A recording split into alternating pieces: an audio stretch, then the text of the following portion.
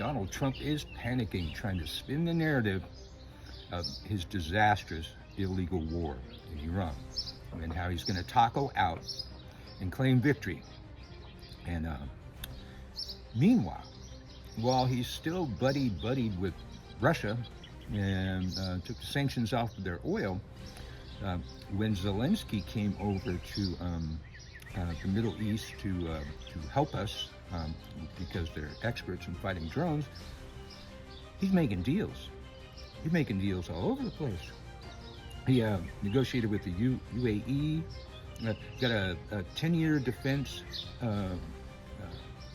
agreement with Saudi Arabia and Qatar, negotiating with the UAE. And some of the negotiations, they're involving Ukraine sharing their drone expertise, Ukraine sharing their drone technology. They are the leaders in drone warfare. They are the pioneers in drone warfare. This also includes economic partnerships and supplies from the Middle East and diesel. So he's exchanging technology and drone expertise for supplies and diesel, making brilliant deals. And the Middle Eastern countries have said, well, the reason why they made deals with Ukraine is Ukraine seems dependable rather than unpredictable, like the United States, who, again, farted in a crowded elevator and then got off on their floor.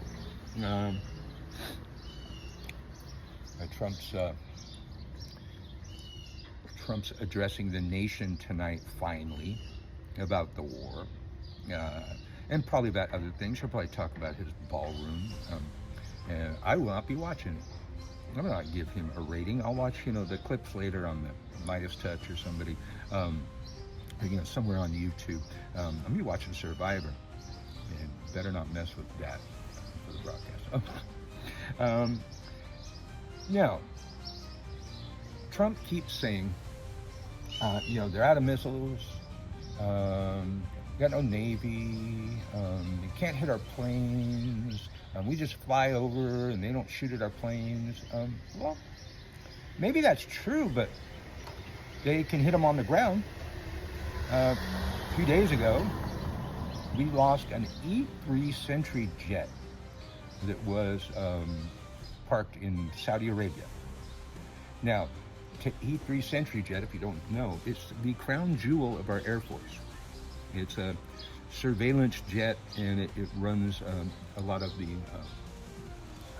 troop things. Like it's like a command unit basically, and a spy unit that can be all the way up in the stratosphere and see ants on the ground. Now, it's if you've seen it before, it's got a big disc on top of it. Looks like a regular plane, but it's got this big disc on top of it, and that's the radar. So, $300 million jet, the crown jewel of our Air Force, and blew it up. 12 U.S.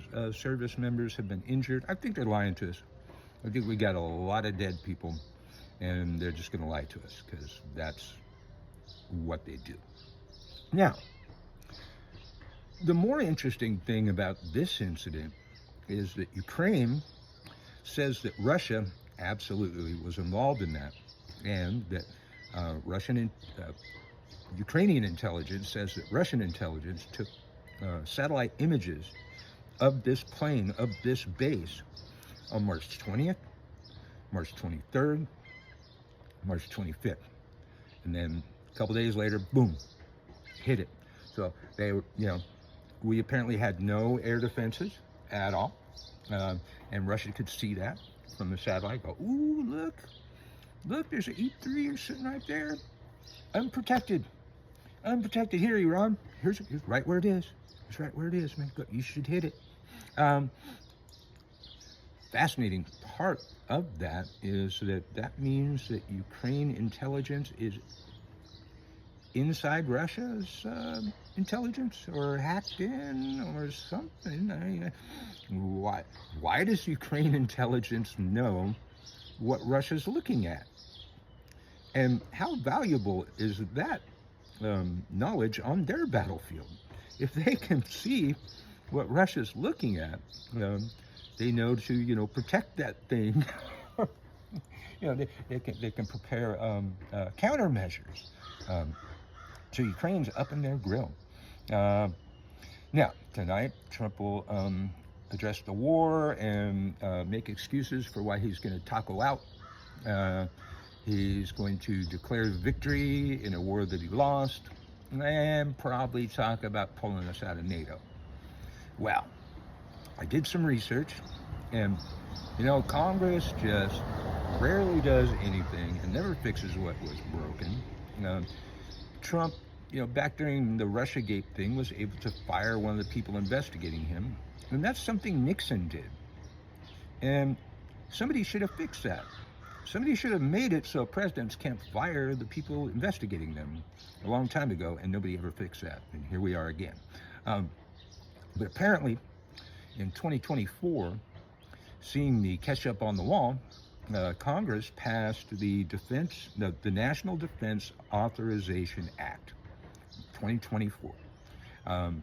Trump cannot take us out of NATO without a 2/3 majority in the Senate. I mean, no way he's going to get that. After the midterms, there's really no way he's going to get that. So have no fear if you listen to his stupid speech.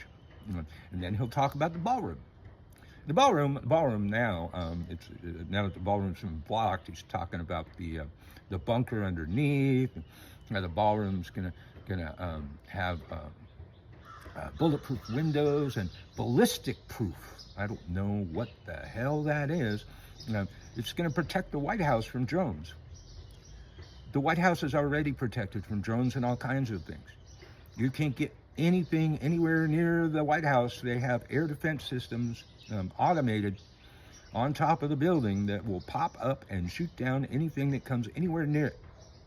And it's already got bulletproof and probably ballistic proof glass and all that, whatever the hell that is.